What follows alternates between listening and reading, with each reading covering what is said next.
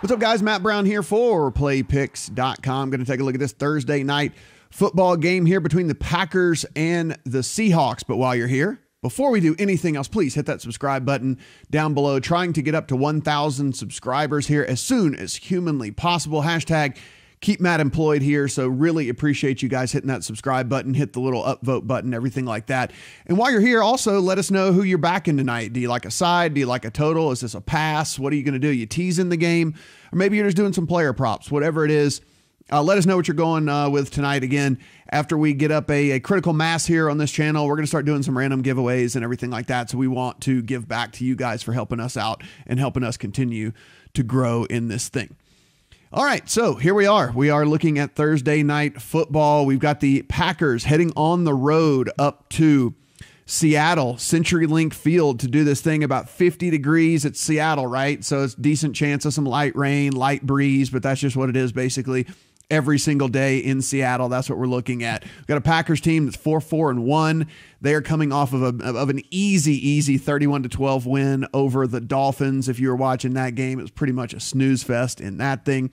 They are 0-4 on the road this year, though, this Packers team. So keep that in mind as you try to assess how you want to make your bet tonight. They are 0-4 on the road straight up. Those losses came to the Redskins, the Lions, Rams, and Patriots. Obviously, nothing to hang your head at it with the Rams and the Patriots. Of course, at the beginning of the season, the Redskins were playing very well as well, playing some much better defense than they are now, much healthier team there. So, 3 of the 4 losses on the road, not really that big of a deal. And you could even argue that the Lions were playing better earlier in the season as well. So something that we're going to, consider whenever we look here at how things are going. Seahawks 4-5 so far this year, 1-2 at home. And with that 1-2 record at home, they are coming off of a 36-31 road loss against the Rams. Again, nothing to be ashamed of there. They were able to put points on the board against that Rams team. Rams team's just outscoring everybody. That Rams defense, of course, not playing very well. And we will be breaking that game down, the game of the year, if you will. We'll be breaking that game down on Monday as well, the Monday Night Football game. So looking at the lines here, Packers at the Seahawks, taking a look at the DraftKings Sportsbook. Seahawks, 2.5 down the board here. I think these have moved, probably by the time you watch this, these have moved to 3.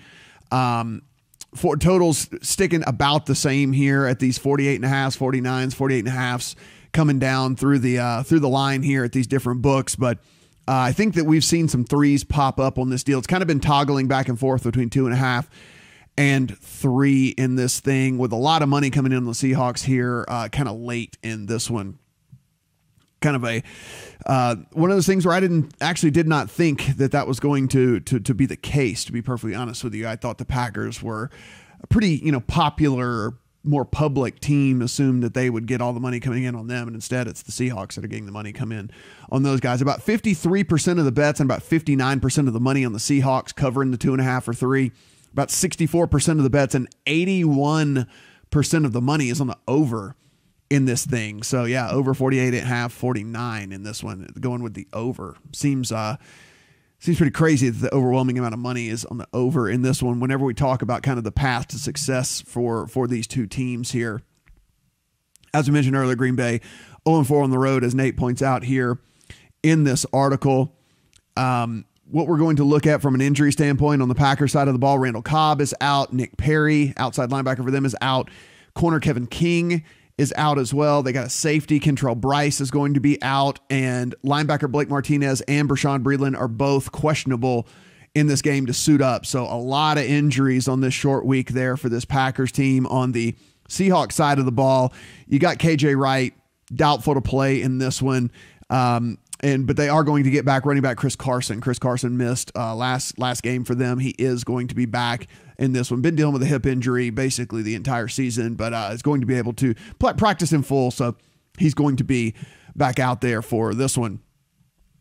If we take a look here as we go down a little bit and how these offenses are going to kind of play out in this game, Packers 10th in points per game, 7th in total yards here, 14th in red zone touchdown percentage, second best Pro Football Focus pass blocking grade. So they've been keeping Aaron Rodgers pretty clean in there.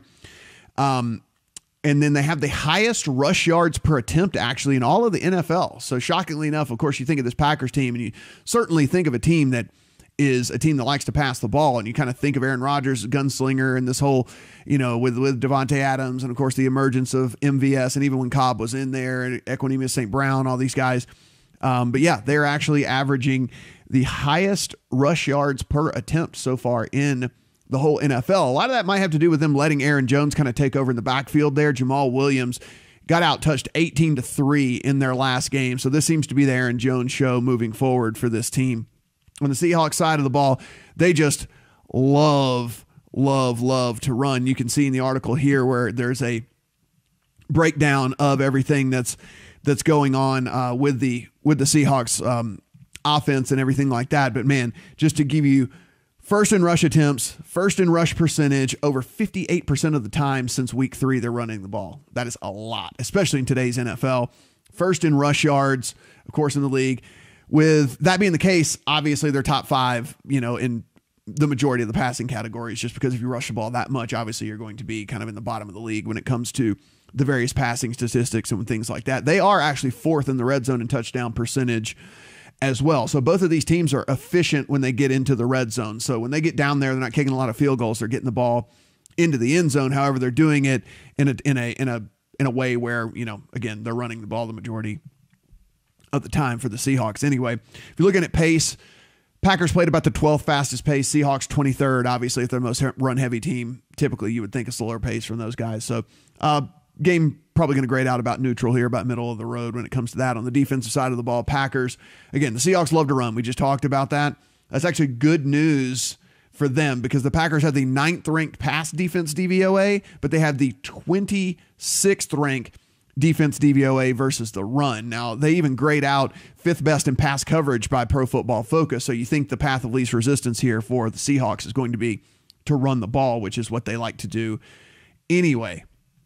On the Seahawks side, Pro Football Focus is 23rd graded overall defense, 21st against the run on their side. So they actually give it up on the ground as well. And again, we just mentioned that as far as yards per carry, yards per attempt, the Packers are actually first in the league here. So could this be an Aaron Jones situation for tonight? We shall see. Giving up the 3rd most rushing yards per attempt is the Seattle defense so far.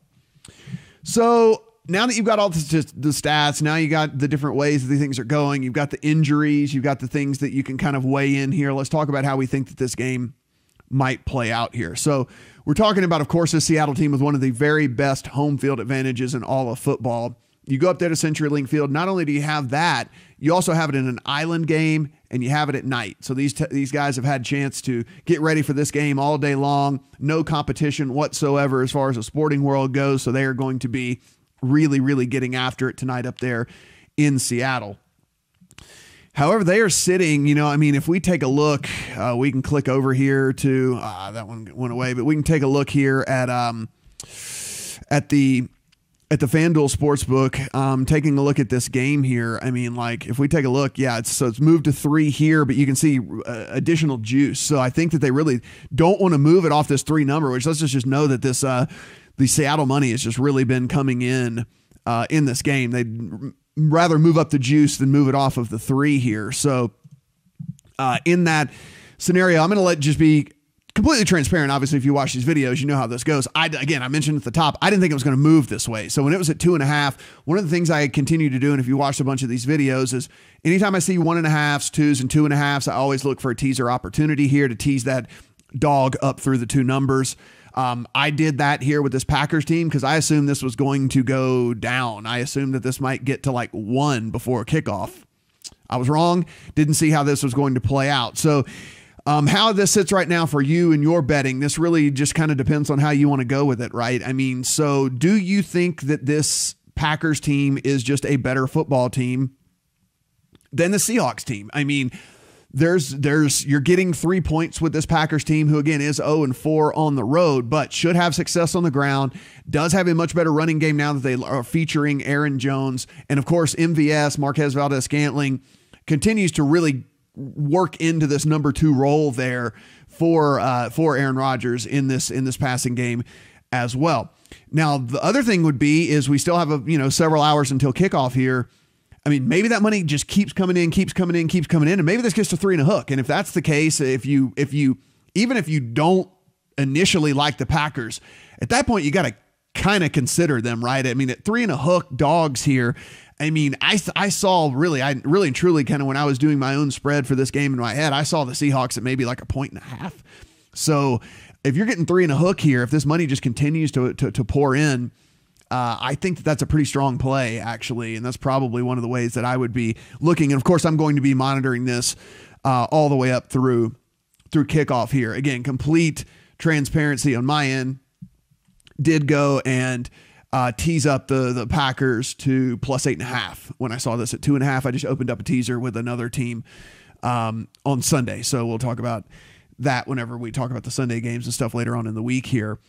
In this total, I guess this is something we need to hit on as well. I mean, this 48.5, 49 that we're seeing out there. Let's see. Yeah, still 49 over at FanDuel Sportsbook. Seems a bit high, right? Whenever we look at it, I mean, we talked about these are two teams that really, I mean, their path of least resistance and what the statistics say and the way that this has played out so far this season is they should have the most success running the ball and keeping it on the ground here. I mean, the explosive plays from these guys. I mean, do we expect these guys to break off huge, massive runs here? I mean, maybe they are. I mean, maybe they could, but 49, I mean, we just saw 49, up there. 49 seems a bit high to me, and I actually wouldn't hate it if you wanted to just do a tease and an under there, maybe like getting the Packers up to 8.5 or 9. And I mean, I guess you don't really have to get them up to 9 if you don't want to. Again, that when it was at the 2.5, but getting it under, whatever, 55. I mean, that just seems like a really big total in this game to me. I don't know how you kind of see it playing out, but if they're going to keep this ball on the ground and keep running that clock here, I mean, I think it's very possible we see a 21-17 type game, a 24-21 type game in this thing right here. So that's how I'm looking at this. And guys, again, if you're wanting to play at any of these places, I mean, click on the article at playpicks.com. $25 free at DraftKings. You got up to $500 in free bets at BetStars. You got 10 free at 8888, up to $500 risk-free bet over there at FanDuel. They got all these, crazy, these weird prop bets they're running and stuff as well here. So at BetStars, Doug Baldwin, 100+ receiving yards and to score a touchdown, plus 750. I mean, we talk about these correlated kind of plays and stuff. I mean, I think that Doug Baldwin's projection is only about like 56 to 58 yards or something in this game. So that's why you're getting the 7.5 to 1 payout and stuff like that. Aaron Jones for the first touchdown of the game is actually plus 600 at 888, which, again, if you think that if the Packers get the ball first, I mean, it's very likely that Aaron Jones could score the first touchdown of the game in that one. And then another one down here at FanDuel, Aaron Rodgers to throw for 300 plus and a Packers win. So do you think that they buck the trend here? Because, I mean, that's basically what would happen. If we think that the path to success is running the ball, do you think they buck the trend and Aaron Rodgers throws for 300 yards and the Packers win this thing just outright? You're getting plus 350 in that. So you're getting 3.5 to 1 on your money. So again, guys, just to kind of review where we're going with this here. Earlier in the week when I thought this game was going to move the other way, teased it up to 8.5. Is what it is. I would really like the Packers if this gets to 3 and a hook. If this gets to 3 and a hook, just monitor where you're at. I mean, this money is coming in on Seattle. We see the increased juice on the 3 number. So, I mean, it could get to 3.5. And if it gets to 3.5, I really like the Packers in that scenario. And if not, if you just want to play it straight up, I would probably pass on the 3 number, to be honest with you. If it's just a 3 number, I think that's probably kind of a push territory there, though I still do lean to the Packers in that scenario because we're looking at, again, I thought would be a point and a half and something like that.